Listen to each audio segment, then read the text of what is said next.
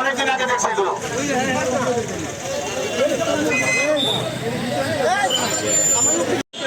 হ্যাঁ, আমি 5-6 মাস আগে দেখছি।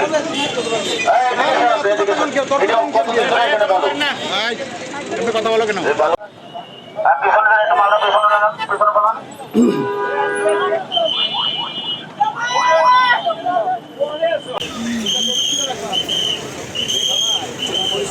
আপনারা জানেন যে কুমিল্লা শহরের মানুষ যেন নির্বিঘ্নে চলাফেরা করতে পারে, সেই জন্যই আমাদের এই উচ্ছেদ অভিযান চলছে।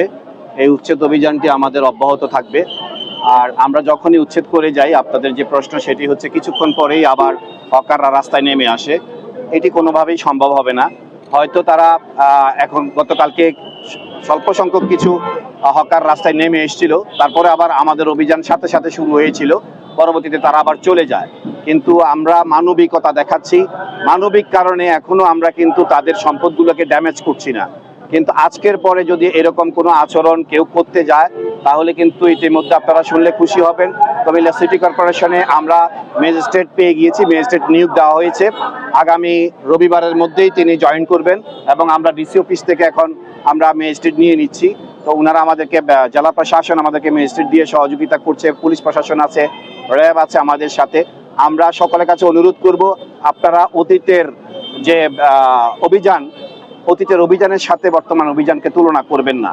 দয়া করে সকলে আমাদেরকে সহযোগিতা করুন। আমরা চাই না আপনাদের কোনো সম্পদে আপনারা কোনো ক্ষতিগ্রস্ত হন, আপনারা অর্থনৈতিকভাবে ক্ষতিগ্রস্ত হন, সেটি আমরা চাই না। কারণ বর্তমান সরকার মানুষের ভোটের মাধ্যমে নির্বাচিত হয়েছে। প্রায় 55% মানুষ আজকের যিনি প্রধানমন্ত্রী, মাননীয় প্রধানমন্ত্রীকে ভোট দিয়ে জাতীয়তাবাদী দল বিএনপিকে নির্বাচিত করেছে। আমরা জনগণের প্রতি নেতৃত্ব করি।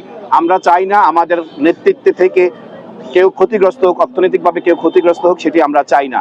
আমি সকলের কাছে অনুরোধ জানাবো, বিনয়ের সাথে অনুরোধ করব, আপনারা দয়া করে যারা এই ধরনের জায়গা দখল করে, রাস্তাঘাট দখল করে, ফুটপাত দখল করে ব্যবসা করছেন, আপনারা এটা ছেড়ে দিয়ে অন্যত্র অন্য ব্যবসা করার চিন্তা ভাবনা করুন। কোনোভাবেই আমরা এটাকে দখল করতে দেব না। যে কোনো মূল্যে কুমিল্লা ফুটপাত দখলমুক্ত থাকবে, এটা আমাদের ওয়াদা ইনশাআল্লাহ।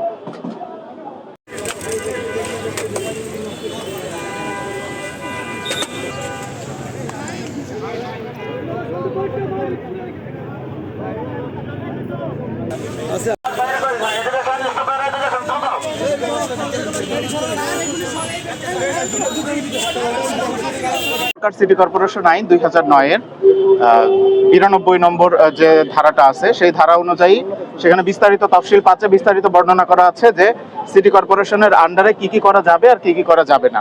তো যে কাজগুলো করা যাবে না সেই কাজগুলোই অপরাধ। তো নাগরিক হোক বা ব্যবসা বাণিজ্য যারাই করবে, অবশ্যই আইন মেনেই তো আমাদের সকলকেই চলতে হবে। তো সেই অনুযায়ী আইনে 93 ধারাতেই শাস্তির কথা বলা আছে। আমরা প্রতিনিয়ত সিটি কর্পোরেশন এবং জেলা প্রশাসনের পক্ষ থেকে আমরা মোবাইল কোর্ট এবং বিভিন্ন অভিযান পরিচালনা রাখছি, যে কোনো বিষয়ে, সকল বিষয়েই। তো তার প্রেক্ষিতে বিভিন্ন আইনের যে শাস্তি বা যে আইনের যে ধারা ভঙ্গ করলে যে শাস্তি পেতে হবে, আমাদের সেই সকল অভিযান নিয়মিত পরিচালনা করা হচ্ছে।